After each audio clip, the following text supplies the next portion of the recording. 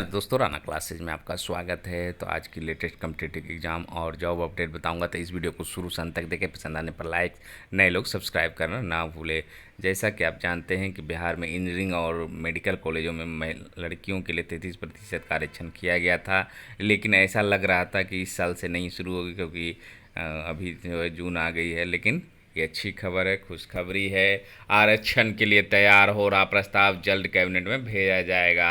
Engineering में लड़कियों को इसी सत्र से 33% कोटा। तो राज्य के इंजीनियरिंग कॉलेजों में छात्राओं को 33% आरक्षण का लाभ इसी सत्र 2021 से मिलेगा।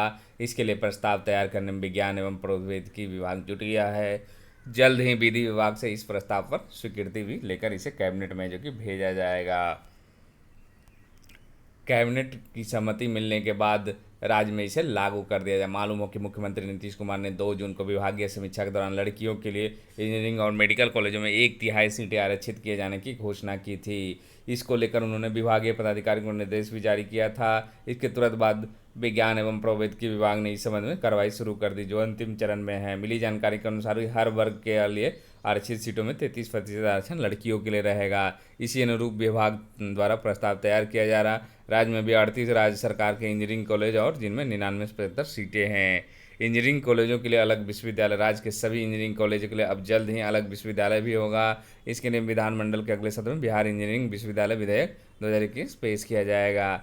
इसके लिए प्रस्ताव भी लगभग तैयार कर लिया गया। वर्तमान में ये सभी इंजीनियरिंग कॉलेज आर्यभट्ट विश्वविद्यालय के अंतर्गत आते हैं, और आर्यभट्ट विज्ञान विश्वविद्यालय के अंतर्गत और भी कई तरह के तकनीकी कॉलेज आते हैं। इसको देखते हुए राज्य सरकार इंजीनियरिंग कॉलेजों के लिए अलग विश्वविद्यालय की स्थापना करने जा रही, ताकि इंजीनियरिंग इस विश्वविद्यालय का पूरा फोकस इंजीनियरिंग कॉलेजों पर रहे। मुख्यमंत्री के साथ निश्चय 2 में भी इस विश्वविद्यालय की बात है। इस विश्वविद्यालय के अधीन सरकारी और निजी दोनों तरह के इंजीनियरिंग कॉलेज आएंगे।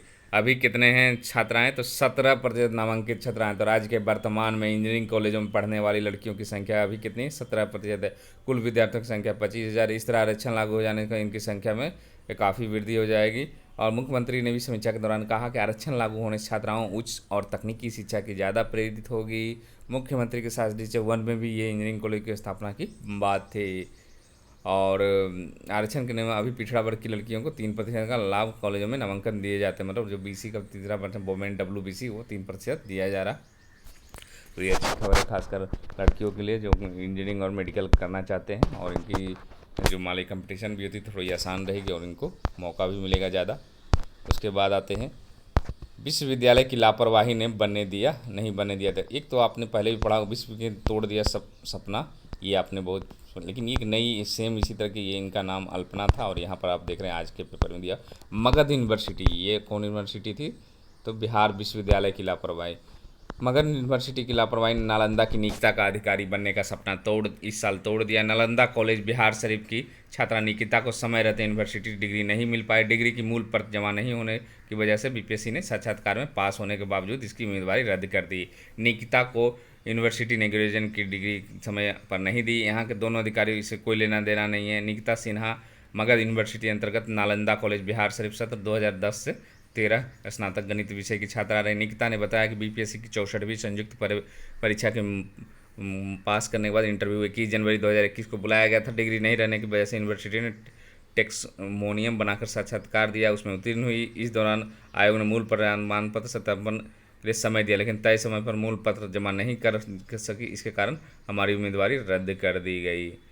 तो यहाँ भी आप देख सकते हैं 13 में ही पास की 8 साल हो गया, आखिर मूल प्रमाण पत्र क्यों नहीं दिया गया?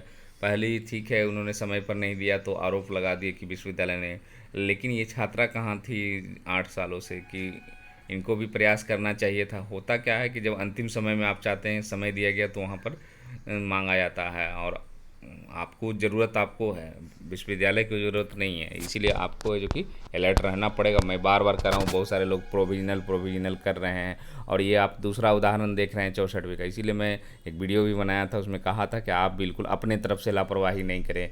और कई बार ऐसी स्थिति आती है कि आपको OBC BC EBC EWS बने नहीं रहेंगे, और हालात ऐसे रहते हैं, कहीं कोई हड़ताल हो गया या कोरोना लॉकडाउन हो गया। तो मैंने कई स्थितियों में देखा है लोगों को, इसलिए मैं कहता हूँ पहले से आप ये सब चीज़ तैयार रखें। खासकर ग्रेजुएशन की मूल डिग्री आप देख रहे हैं, ये दूसरी उदाहरण हो सकता है। ऐसे कई उदाहरण हैं जिनके कारण BPSC में उनका सिलेक्शन नहीं हो पाया। तो ऐसे कारणों से बचें, इसलिए प्रोविजनल के चक्कर में ना रहे। अगर संभव हो तो आप अभी से अगर फ्री हैं तो दौड़, उस समय जब अंतिम समय में आपको मौका दिया जाएगा तो हो सकता है आपके हाल आपके अनुकूल नहीं हो। तो मेरा बताने का अर्थ यही है, मुझे किसी की लापरवाही और ये, लेकिन ये है कि आपकी भी अलर्टनेस होने से हो सकती थी कि ये बच सकती थी। फिर है गैर आरक्षित वर्ग को भी मिलेगा जाति प्रमाण पत्र। बिहार सरकार गैर आरक्षित श्रेणी के लोगों को भी जाति प्रमाण पत्र देगी। उन्हें गैर आरक्षित वर्ग का प्रमाण पत्र दिया जाएगा जिनमें उनकी जाति का जिक्र होगा। इस संदर्भ में सामान्य प्रशासन विभाग ने गुरुवार को आदेश जारी कर दिया। आदेश की प्रति सभी जिलाधिकारियों और बिहार प्रशासनिक सुधार मिशन के अपर निदेशक को दी गई। यह आदेश तुरंत लागू होगा। उसके बाद अब गैर आरक्षित श्रेणी के लोगों के लिए भी जाति प्रमाण पत्र जारी होगा। जांच के बाद अगर वे आर्थिक रूप से कमज़ोर पाए जाते हैं तो उन्हें आर्थिक रूप से कमज़ोर वर्ग का प्रमाण पत्र जारी किया जाएगा। इसका उपयोग सरकारी सेवाओं में आरक्षण के लाभ पर दिया जाएगा। राज्य सरकार ने सरकारी सेवाओं एवं शिक्षण संस्थानों में आरक्षण के लिहाज से पूरी आबादी का वर्गीकरण दो हिस्से में किया गया है। एक श्रेणी उन लोगों की है जो पहले से ही आरक्षण की श्रेणी में हैं। इनमें अनुसूचित जाति, अनुसूचित जनजाति, पिछड़ा वर्ग एवं पिछड़ा वर्ग। दूसरी श्रेणी में स्वर्ण बिरादरी, इनमें ब्राह्मण, राजपूत, भूमिहार, कायस्थ, सैयद, शेख, पठान शामिल हैं। सामान्य प्रशासन विभाग ने पिछले साल सिंधी और खत्री जाति को भी आर्थिक रूप से कमजोर वर्ग का प्रमाण पत्र देने की सिफारिश सामान्य प्रशासन विभाग से की है। गैर आरक्षित वर्ग की पहली सूची। बिहार में अब तक गैर आरक्षित वर्ग की कोई सूची नहीं है। सरकार के ताज़ा आदेश में कहा गया कि तमाम जातियां जो पहले से किसी आरक्षित सूची में शामिल नहीं हैं उन्हें गैर आरक्षित सूची में शामिल किया जाएगा। यह नई सूची होगी। प्रशासनिक सुधार मिशन को कहा गया कि वह गैर आरक्षित वर्ग जाति प्रमाण पत्र दें, उस पर आवेदक के जाति का जिक्र होगा। मतलब पहले क्या था, जनरली आप देखते थे कि जब आप जनरल में तो आपको जाति प्रमाण पत्र और EWS तो अब आया है 2019 में, लेकिन उससे पहले कोई मतलब नहीं रहता था कि जाति बने नहीं बने। लेकिन अब है जो क्यों ज़रूरत पड़ी, तो राज्य में आर्थिक रूप से कमज़ोर लोगों को सरकारी सेवा में 10% आरक्षण दिया। सामान्य प्रशासन विभाग ने 26 फरवरी 2019 को इससे संबंधित आदेश जारी किया था, लेकिन अब तक जाति प्रमाण पत्र जारी करने की कोई स्पष्ट नीति नहीं बनी थी। ताज़ा आदेश के बाद अब अंचल में तैनात सक्षम इन वर्गों के लिए जाति प्रमाण पत्र जारी कर सकेंगे। इससे सरकारी नौकरियों और शिक्षण संस्थान में दाखिले में उन्हें आरक्षण का लाभ मिल सकता है। फिर वाणिज्यिक कर में समूह ग के पदों पर भर्तियां जो होगी, तो उत्तर प्रदेश सरकार सरकारी विभागों खाली पदों पर जल्द ही भर्तियों की तैयारियों में जुट गई है।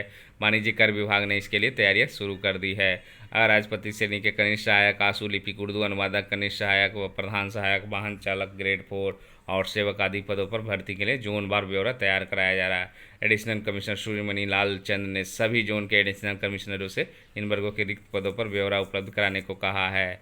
वाणिज्य कर विभाग में मर्ज किए गए मनोरंजन कर विभाग के कर्मचारियों के पदों का ब्यौरा भी इसके साथ मांगा गया है। बताया जा रहा है कि मुख्यमंत्री के निर्देश पर मद्देनजर विभाग में अराजपत्रित श्रेणियों के कर्मचारियों के रिक्त पदों को भरा जाना है। विभागवार जोन रिक्त पदों का ब्यौरा मिलने के बाद इसे शासन को भेजा जाए।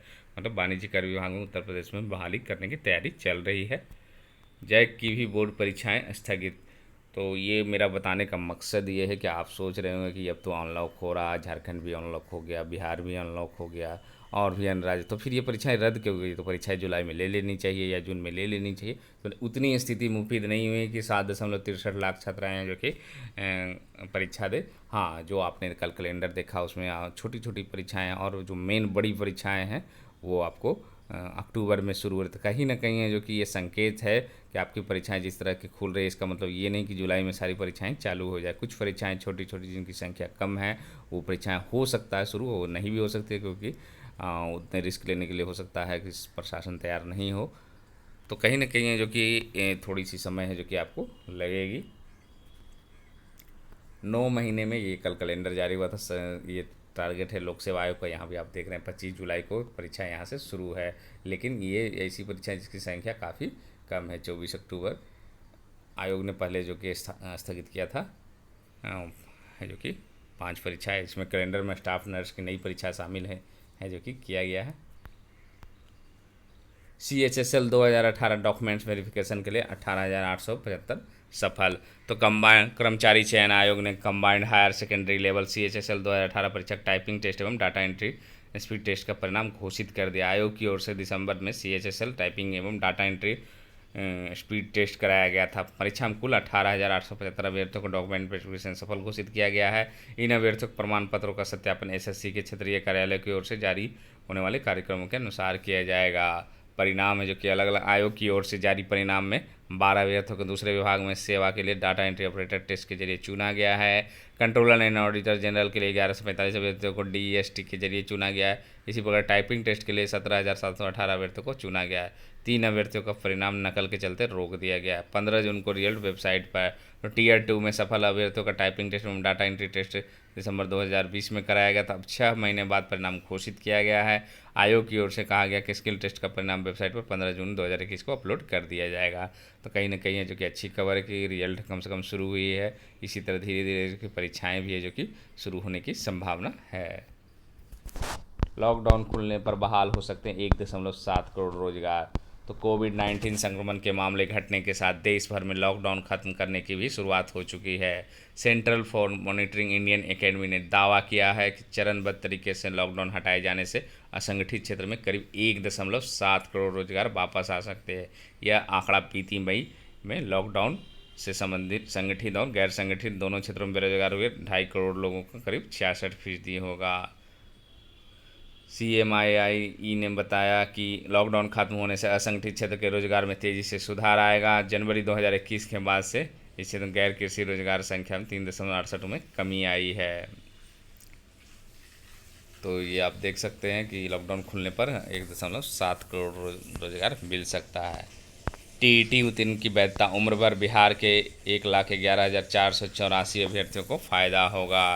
तो टीईटी उत्तीर्ण करने वाले अभ्यर्थियों की वैधता अब उम्र भर होगी। पहले इसकी मान्यता 7 साल तक थी। इस संबंध में एनसीईटी के सदस्य सचिव के 22 सेप्रा ने शिक्षा विभाग के अपर मुख्य सचिव संजय कुमार को पत्र भेजा है। 7 जून को एनसीईटी के 50वें जनरल बॉडी मीटिंग में इसका प्रस्ताव पारित किया गया। 2011 के टीईटी उत्तीर्ण देश भर के सभी अभ्यर्थियों को लाभ मिलेगा। एसटीईटी के इस फैसले से जो कि 1,11,484 टीईटी उत्तीर्ण अभ्यर्थियों को लाभ होगा। 2012 में टीईटी उत्तीर्ण 65,984 अभ्यर्थियों की वैधता 20 मई 2019 को समाप्त हो गई थी। 2012 और 2017 में आयोजित टीईटी उत्तीर्ण अभ्यर्थियों में 1,11,484 अभ्यर्थी अभी नियोजित नहीं हो सके हैं। 16,196 एसटीईटी उत्तीर्ण की वैधता जून 2019 में समाप्त हो गई थी। शिक्षा विभाग ने एनसीटी अध्यापक जो कि राष्ट्रीय अध्यापक शिक्षा परिषद से 2 साल इनकी वैधता की अनुमति ली थी। तो ये रहा आपको। उसके बाद बीएड परीक्षा पटना के बाद मुजफ्फरपुर में सबसे अधिक छात्र देंगे परीक्षा। तो जो बीएड की परीक्षा 11 जुलाई को प्रस्तावित है उसमें जो कि उसमें कितना 59 कॉलेजों को 6300 सीटें हैं। हालांकि इन सीटों के विरुद्ध 15,550 छात्र छात्राओं ने मुजफ्फरपुर शहर के लिए परीक्षा केंद्र के लिए ऑप्शन चुना है। परीक्षा यदि अगले माह होती है तो विश्वविद्यालय को इतने छात्रों की परीक्षा केंद्र बनाने होंगे। State nodal officer Ashok Mehta ने कहा कि आवेदन को एडिट करने की तिथि भी खत्म हो गई है। पोर्टल बंद किया गया है। अब विश्वविद्यालय परीक्षा की तैयारी करने के साथ राजभवन स्थित स्थिति से अवगत करें, वहां से आदेश के आधार पर आगे सेंटर फाइनल होंगे। आदेश के अनुसार 1 जुलाई से एडमिट कार्ड जारी करने का निर्णय होगा। उन्होंने कहा कि प्रदेश के 11 सर्व केंद्र बनाए जाएंगे।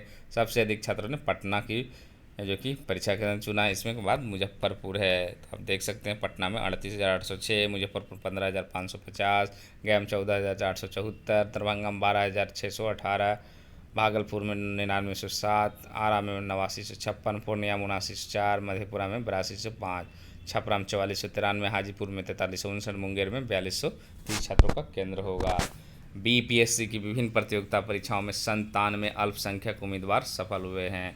तो अल्पसंख्यक कल्याण मंत्री जमा खान ने कहा है कि राज्य सरकार की महत्वाकांक्षी योजना के तहत राज्य अल्पसंख्यक कोचिंग योजना के तहत अल्पसंख्यक समुदाय के बेरोजगार युवाओं के लिए कोचिंग कार्यक्रम 2010 में शुरू किया गया था। प्रारंभ में बिहार पुलिस में कांस्टेबल और उसके समकक्ष पदों के लिए कोचिंग दी जाती थी।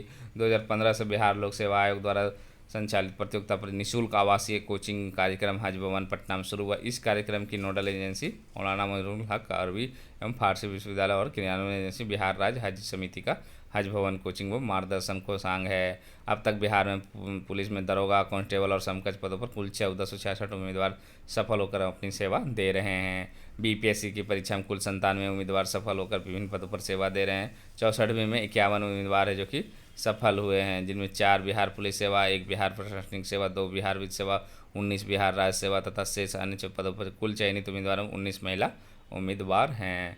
तो आपने देखा होगा कि अभी सारे कोचिंग जो हैं वो अपने अपने संख्या, फ़ोटो, पिक्चर, रोल नंबर दे रहे हैं और ये उनके लिए मौका रहता है कि कम से कम है जो कि आगे के छात्र जो हैं वो प्रेरित हो सके और यहाँ भी ये मंत्री हैं, ये भी कह रहे हैं कि यहाँ से भी हो रही। तो ऐसा कोई क्राइटेरिया नहीं कि एक ही कोचिंग से पढ़कर है जो कि होता है, बहुत सारे लोग बिना कोचिंग के भी बहुत सेलेक्ट हुए हैं। तो इसी के साथ धन्यवाद।